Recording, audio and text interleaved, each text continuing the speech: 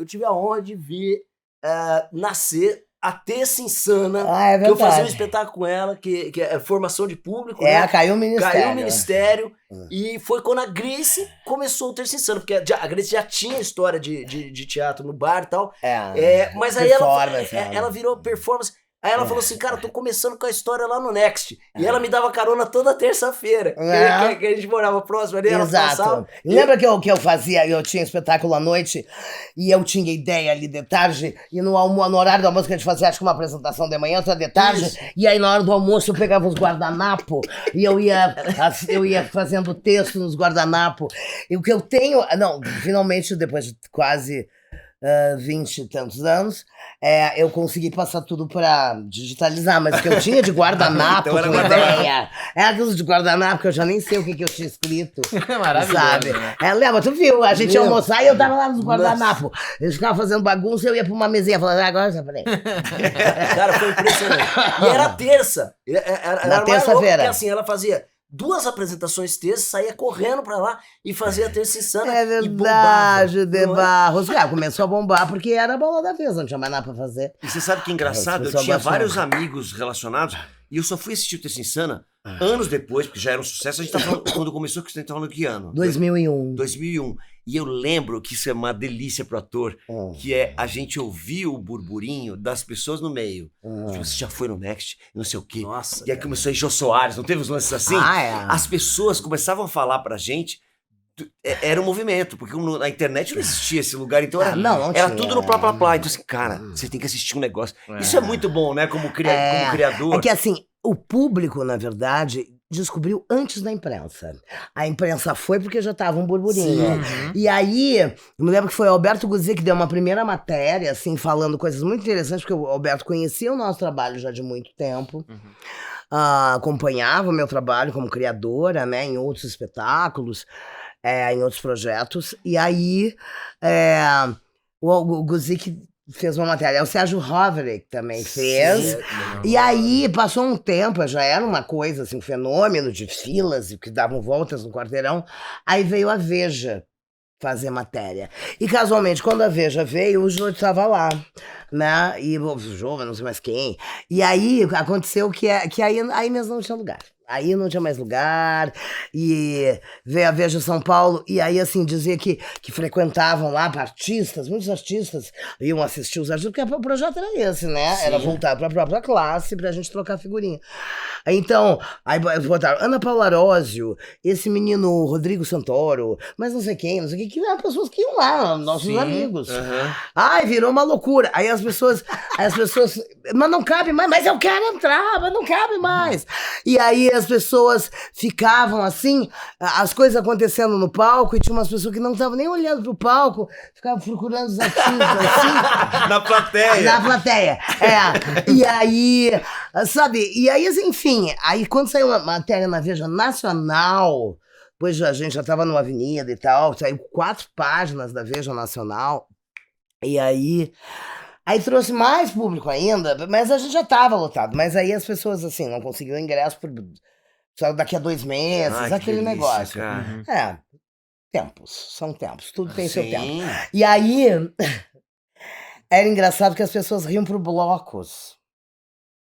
A nossa comédia sempre lidou com outros assuntos, né? Eu sempre peguei outras coisas para se rir, que não era aquele humor do bullying, que todo mundo estava acostumado, né? Da baixaria, enfim, valorizando a inteligência do público que havia na época.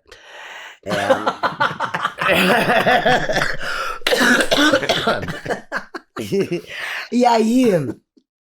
Estavam de que eles riam por blocos. Exatamente. E aí, então, a gente falava um negócio, quem vinha assim na TV, kkk. Aí Eliza, se dava conta, sabe? O público ia rindo assim, tá! Entendi, mas demorava um tempo. Mas então, assim, a gente foi instalando, nesse sentido, uma maneira um ponto de vista que não era o ponto de vista habitual que as pessoas estão acostumadas a rir, né? Então, por exemplo, as diretrizes lá da Terça Insana era: não pode bullying, rir dos outros. Tinha como uma regra.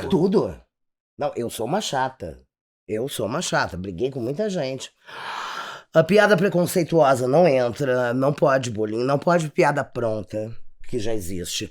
Não pode imitação, não pode... e a gente tem que criar tudo novo, sempre em cima de temas. Toda semana um show novo, toda semana um show novo, porque a minha intenção com a Terça Insana era justamente mexer a areia do fundo, que tava parada, aquele humor, aquela coisa careta, aquela coisa, né, que toda mulher ou é puta ou é burra, toda loira é burra, todo político é corrupto, todo viado é ridículo e todo negro é corrupto, era isso. Sim. Onde estava instalado. Então, isso tudo era proibido, não vem pro fácil, não vem chamar gaúcho de viado, deve ser o que você quer. Então, assim, a gente acabou trazendo pro palco os excluídos, aqueles que sempre foram os motivos da piada, para dar o seu depoimento sobre a sociedade. E esse foi um divisor de águas, assim, até então, do que vinha sendo feito na comédia e tal. E eu fiz isso justamente porque eu criei o projeto, era para nós, era para nossa turma, para a gente discutir, pensar o humor contemporâneo. E acabou virando um fenômeno e tal. E foi muito legal, porque a gente instalou e provou por A mais B que tu não precisa baixar o nível e que tu não precisa humilhar ninguém, nem imitar ninguém para ser popular. O público é inteligente. Me lembro que uma vez a gente estava no Canecão, no antigo falecido Canecão. No Rio a gente estava passando o som, passando não sei o quê, e passando o show, o pessoal estava ali arrumando as mesas, né? O pessoal que trabalha varrendo, arrumando, eles foram parando, e eles riam muito. Então, assim, a nossa comédia não era uma comédia hermética. Era uma comédia do cotidiano, que hoje está instalado, graças a Deus. Sim. Essa virada foi feita, essa discussão do humor adulto que não usa bullying está instalada, está feita, a coisa está feita. Então, de certa maneira, eu me sinto com a minha missão, nesse sentido, realizada, porque eu cutuquei, enfiamos o pé na porta e abrimos essa discussão. E hoje está todo mundo aí fazendo coisas muito interessantes. Não, e hoje a gente, por exemplo, a gente tem um orgulho quando acontece, por exemplo, a gente tem personagens, então, e quando acontece das pessoas falarem assim, esse personagem parece um personagem da Terça Insana, mano, pra gente é um puta hiper motivo de orgulho, porque sim, eu acho que todo cara que tá fazendo humor tem que beber da água da Terça Insana. Não, e acabou virando uma referência. A minha namorada é muito mais nova que eu, muito mais nova. E ela faz humor e tal, e ela tem o Terça Insana como uma das referências via na internet. Ela era do interior.